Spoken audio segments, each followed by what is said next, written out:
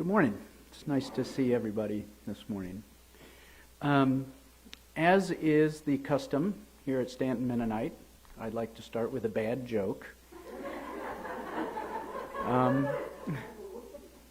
As Anabaptists, we are not Calvinists, but Kevin has mentioned Calvinism in some of his sermons and things, and I'm no expert, but my understanding is that one of the tenets of Calvinism is predestination.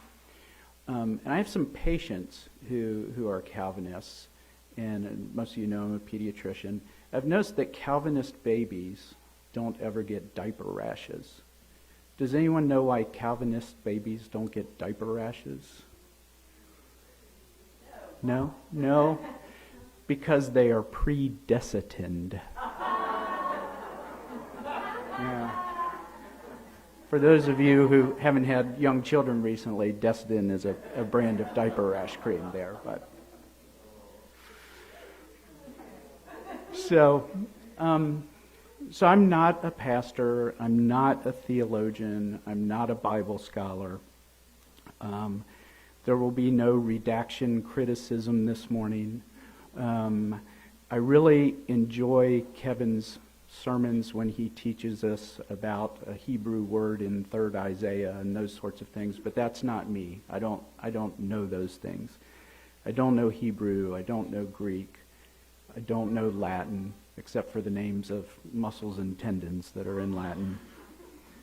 I have preached once before in my life, not here, in a different building, and partway through, some smoke came out of one of the light fixtures. So just be on the lookout for those sort of things. I'm not sure what that means, but anyway. But what I am, I think, is a guy who's always been interested in knowing what is true and in trying to do what is right. When I was in my pediatric residency at UVA, one of the things that happened every day was if you were on the inpatient services, at the end of the day we had checkout. And that meant that the folks who got to go home that night checked out to the on-call team. So we each had patients we were responsible for during the day, and then the people who were on call overnight had to be responsible for all the patients. So we had to tell the on-call team about our patients so they knew what was going on if anything happened during the night. So this was a happy time if you were one of the people that got to go home. If you were the person receiving checkout, it was kind of a drag because you had been there all day, you knew you were going to be there all night and the next day and not get much sleep. Plus, you just tripled the number of patients you were responsible for the night. One of the senior residents, when I was a first-year resident, I always would get frustrated with him during checkout because he'd tell us about his patients, and I'd say, so what if this happens during the night? And he'd say, do the right thing. Well, what if this happens? Oh, just do the right thing. And I'd be like, I wanted him to say, well, if that happens, you should get this set of labs, start this medication, think about doing this. But he would never do that. He would always just say, do the right thing.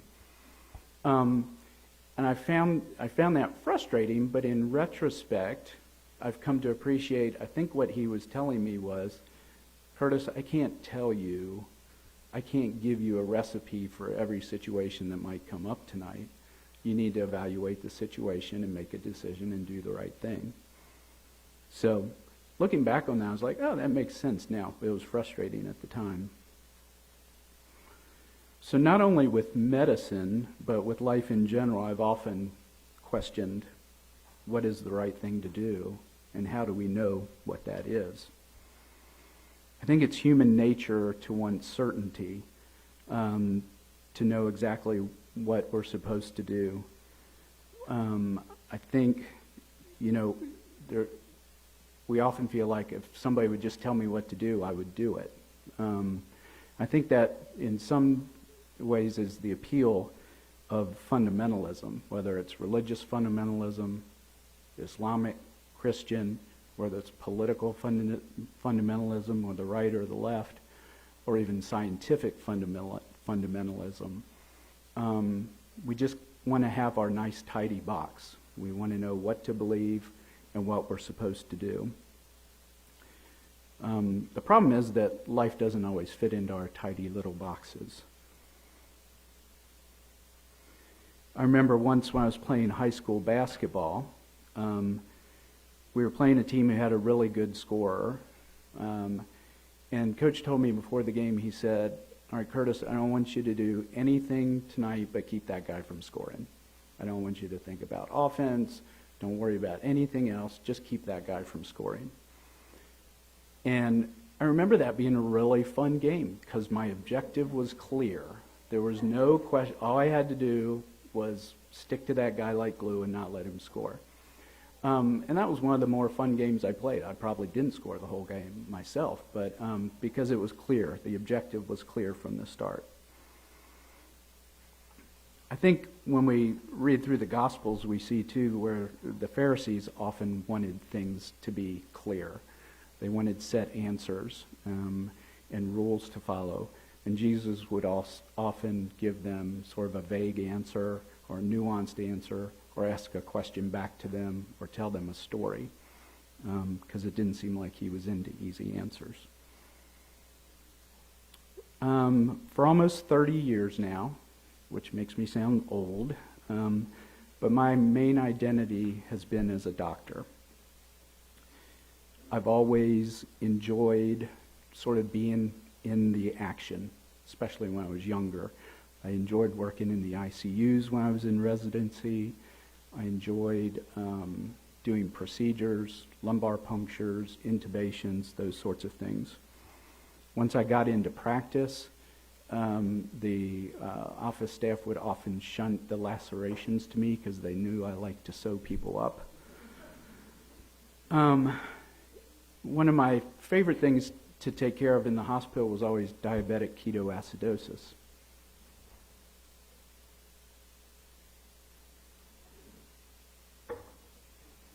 This was back in the days before insulin pumps and that sort of thing, where diabetics would get sick because they got sick with something else, and that would throw things out of kilter, so their diabetes would go out of whack, or adolescents would stop taking their insulin for a few days just because they're adolescents and they do that sort of stuff. But they would get really sick, and we'd have them in the hospital and on an insulin drip and things. But what I enjoyed about taking care of DKA was it was pretty formulaic. When their blood sugars do this, you do this. When their potassium does this, you do this. And it was very satisfying to watch them over a couple days start to feel a lot better. Their numbers got better and everything. They could go home generally in a couple of days. And I just enjoyed that sort of being able to follow a pretty set formula to make them better. I think there's also a confidence that comes in understanding what's going on, even if the thing that's going on isn't pleasant. A few years ago, I was in the hospital myself with a blood clot in my lung. It's a long story. I was only in the hospital overnight. But somebody had asked me later if I was scared. And I thought, no, actually, I don't think I was scared. And I think the reason I wasn't scared is because I understood what was going on. Even though I knew blood clots in your lungs can kill you, and even though I was having chest pain and coughing up blood, the fact that I understood what was happening somehow was reassuring to me. So even if something bad happened, I understood why it was happening. When I first heard about the novel coronavirus in China in late 2019, I really didn't think much about it because we've had novel coronaviruses before. We've had SARS, we've had MERS, and none of them really had an impact here locally. And so I didn't think about it a whole lot that there was a novel coronavirus in China because these things happen. I remember one Sunday morning even staying over here talking with Danny about how in China they were building these hospitals in days to take care of all the patients. They were putting up these new hospitals. And even then, it really seemed like something far away that we didn't have to think about too much here. But when it was apparent that it was going to be an issue here, it was really scary. I remember I was watching basketball that night in March where they were canceling games at halftime and stuff, and I was like, whoa, I guess this is real. And it was really scary because as a doctor, I'm supposed to know what to do with these things and stuff, and I didn't know what was going on. At the beginning, we had no way of testing for it, so we didn't know if we were actually seeing patients with COVID or not for a while because, we didn't know what COVID looked like in a patient. We hadn't seen it before. We didn't have a way to test for it. For, I think it was about a month, I actually lived in a separate room in our house. Because again, we didn't really understand what was going on. And I was afraid of bringing it home to family members because I didn't know if any of the patients I was seeing had COVID. So Rachel and Jacob were home from college, our two youngest, because the colleges had gone virtual at that point. And thinking back, the precautions we were taking at home, in retrospect, made no sense. Right? So we were worried about making sure we weren't touching the same surfaces. So I would use a different door in and out of the house, and I would stay in this part of the house, and nobody else would come in there. And they would bring me my food on a paper plate so I could throw it away. And so those were the kind of precautions we were taking. But to keep me from getting too bored, Rachel and I would play Trivial Pursuit. And so she would sit on one side of the door, and I would sit on the other side. The door was open, and she would roll for me, and she would move my little guy around the board and stuff so that we weren't touching the same things, but we were sitting 4 or 5 feet apart without masks on. Because at that point, we didn't really know about airborne spread and stuff. So it's kind of comical to look back and think, wow, we did that for a month, and it really didn't make any sense at all. I also felt like in the midst of the pandemic, I felt like, there were folks working in ERs and ICUs and stuff who were just getting pummeled. And I thought, I don't really feel like I'm helping much here. I'm a doctor. I'm supposed to, if there's a pandemic, I should be doing something, right? But I wasn't really sure what that thing was. Because if there is such a thing as a good thing about COVID, it's that most of the time kids don't get too badly affected from it, although there are clearly exceptions to that. So I had learned from one of my colleagues about the opportunity to volunteer giving COVID vaccines, and though doctors don't usually give shots, we usually make other people do them. I thought, well, that's something I could do. So I kind of latched onto that and began volunteering giving shots and found that to be a useful way to feel useful. One day after I had given a shot, the woman I gave it to looked at me and said, that was pretty good for a doctor. And then she just chuckled and said, I'm a retired nurse. I couldn't help myself. But what COVID really taught me was, for one thing, was just kind of how much I didn't know, and how fragile it was to have my whole identity based on being a doctor. Because if you're a doctor in the middle of a pandemic and you don't really know what to do, what use are you? Some of you know I'm a big UVA sports fan. And I think by now everybody, even if you're not a sports fan, knows about the UVA men's basketball team, how in 2018 they had the historic loss, and then they came back the next year and won the national championship, this great redemption story. But in 2018, I had actually gotten to to be present in Brooklyn when UVA won the ACC championship. I was there with our youngest son, Jacob. And that was a great time. And that was 6 days later where they had that historic loss. First number 1 seed to ever lose in the first round of the NCAA tournament. And that was a pretty dark day in our family. But I remember the morning after that loss, seeing Tony Bennett's press conference online, their coach, and just being so impressed by what he had to say and how he handled it.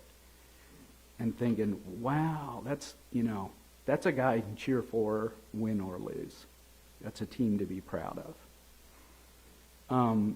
So I remember that morning I had to go to the hardware store, so I put on one of my UVA hoodies and headed down to the hardware store, and some guy in the store was looking at me and said, "You knew what happened last night, right?" I was like, yeah, I saw it. But one of the things, Tony is very, I don't know Tony, I talk about him like I know him, but he's very open about his faith, and one of the things he teaches his players is that you have to base your life on something that's permanent. Something that can't be taken away from you, which makes a lot of sense to me. I guess the question then is, what is that permanent thing? I think for some people it's easy to believe things and accept things and base their life on knowing without a doubt that they are, a child of God or whatever, how they would phrase it. For me, it's always been hard to just believe things. I like things to be logical and objective. When Cindy talks about teaching slope to her students, I get little warm fuzzies inside because math is so logical and objective, and there's a right answer. Y equals mx plus b. It's beautiful. Are you guys aware of or familiar with the TV show The Big Bang Theory? Yeah. So, for those of you who aren't, there's a character in The Big Bang Theory, Sheldon Cooper, who's a physicist, who's just like brilliant. He knows all the facts about everything. He's very logical, but he's also very bad at some other things. He's very bad at interpersonal relationships. He doesn't understand people at all. And sometimes I feel like I have a little inner Sheldon I have to control, because sometimes I have to remind myself there are other things that are more important sometimes than facts, or at least that have to be given consideration along with the facts. I was the guy who in Sunday school would be sitting there thinking, but yeah, if you get swallowed by a fish, in 3 days you'd be digested and pooped out, and even if you weren't, there wouldn't be a big enough air bubble in the stomach you'd run out of oxygen, or I'd be thinking, even if all of the water vapor in the atmosphere was condensed, there wouldn't be enough to cover the whole Earth. And even if you did condense all that water vapor, what are the other physical ramifications of that? So this is why it's hard for me to believe things. And I remember, I kind of assumed that other people saw things that way too. And as I got older, I realized, no, not everybody sees things that way. So I think that's what one family member has referred to as my nerdish tendencies. I sometimes have difficulty with some orthodox beliefs. For example, atonement is a hard one for me. I can never quite make sense of the atonement. I've read different atonement theories and things, and I just can't quite, it just doesn't compute for me. It doesn't seem logical to me. Greg Boyd, some of you know, he's sort of Anabaptist adjacent. He is a pastor and an author.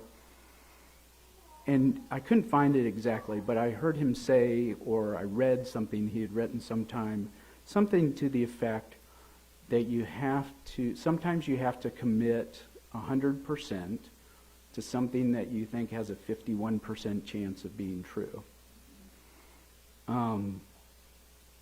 And he likens it to marriage. He likens your faith commitment to marriage. When you get married, you don't 100% know that you're going to have however many years of marital bliss, right? But what you do decide is that you have enough faith in that other person that you're going to commit to him or her. So that's how he says we should view our faith commitment. Søren Kierkegaard was a 19th century Danish theologian who talked about the fact that he thought a lived commitment was more important than right belief. So being committed to your faith, more important than believing the right things. And I hope he's true. I hope he's correct with that. I hope that's true. So my equation for faith, because I like equations, is based on the two scripture readings for this morning. Jesus said that the most important things are to love God with all our heart, soul, mind, and strength, and our neighbor as ourself. When he was asked who our neighbor is, right afterwards, he told the story of the Good Samaritan. I think we're all familiar with the story of the Good Samaritan. And the things that stand out to me in the story of the Good Samaritan are Jesus made the hero of the story a member of an out group, a disrespected group. And also the second point that sticks out to me is that it seems like he's telling us that everybody is our neighbor. So if one of the things we're to do is to love our neighbor as ourselves, and everybody is our neighbor, then, okay, so I'm supposed to love everybody. Now, how do I do that? Which is the second scripture reading for this morning. Love is patient, love is kind, does not envy, does not boast, it is not proud, does not dishonor others, is not self-seeking, it's not easily angered, keeps no record of wrongs, does not delight in evil, but rejoices in the truth. I think there are some people who are so mature that that's just kind of who they are. It just kind of exudes from them. I don't think I'm one of those people. I think I'm one of those people who has to every day commit to that because it doesn't come naturally. I can easily think of it several times this week where I lost my patience.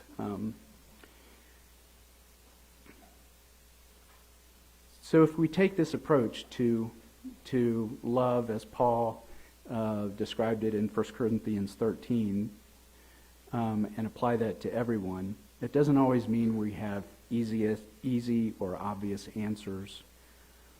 The loving thing to do may be different in different situations when the details are different, and doing the loving thing isn't always the thing that makes you feel good. I recently read somewhere that as a society we're moving from a position of shared sacrifice to shifting the burden to individuals.